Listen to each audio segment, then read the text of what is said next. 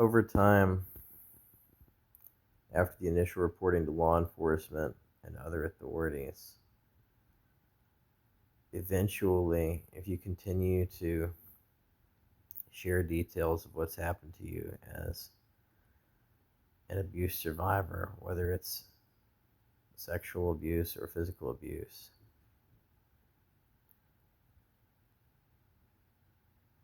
those that are supposed to take report will be turned against you, especially in situations where you're reporting on a lot of people who have engaged in those abuses against you. They will start to try to have you swatted. They will start to retaliate against you in the beginning, and it may even escalate as time goes on.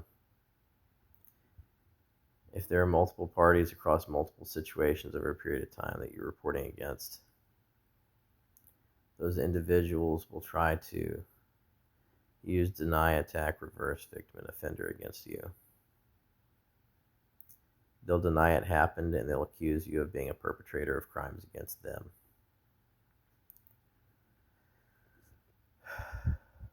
It will be very hard, if not impossible, to get justice in situations that are long past, especially where there's no evidence. It'll be your word versus that of the perpetrators of those crimes against you. And you'll be subjected to continual and repetitive visits every few days, weeks, months, in perpetuity, lasting for years. Every time you share new details of the situation, somebody goes out to speak to the perpetrators and make contact with them. They will also come back to try to make contact with you in person for sharing those details. The authorities will.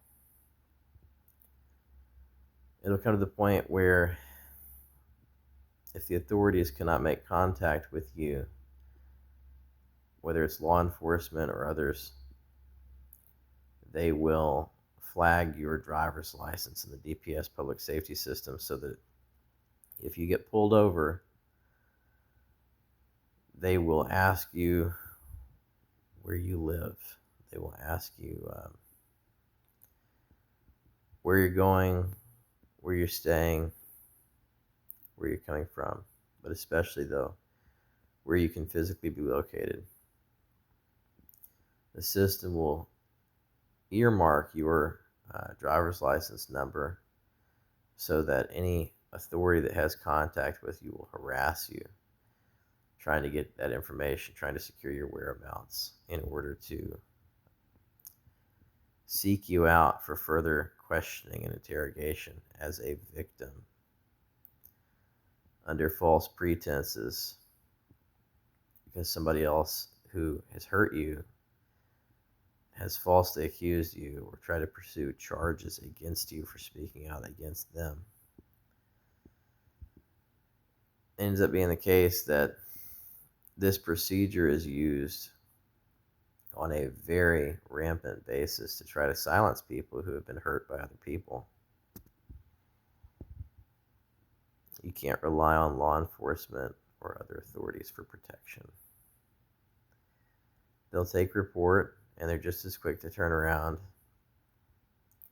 and further your difficulties with citations or some other BS that you don't need or want as a survivor, simply because there may be more voices against yours than with you,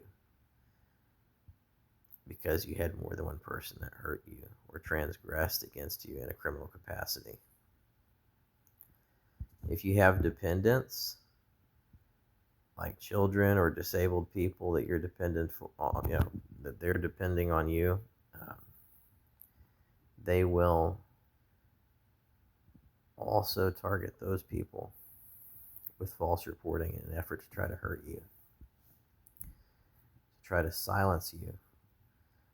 The perpetrators will do this in perpetuity, especially if you have children, because it is the easiest way to incite a government authority to harass you without any basis in fact whatsoever.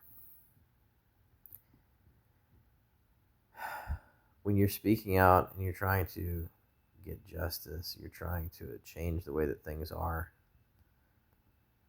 this one position, trying to get justice, trying to change the status quo, will make you a target for people who like the way that things are and want things to remain the way that they are so they can have the liberty to continue to transgress without being held accountable, without anybody stopping them.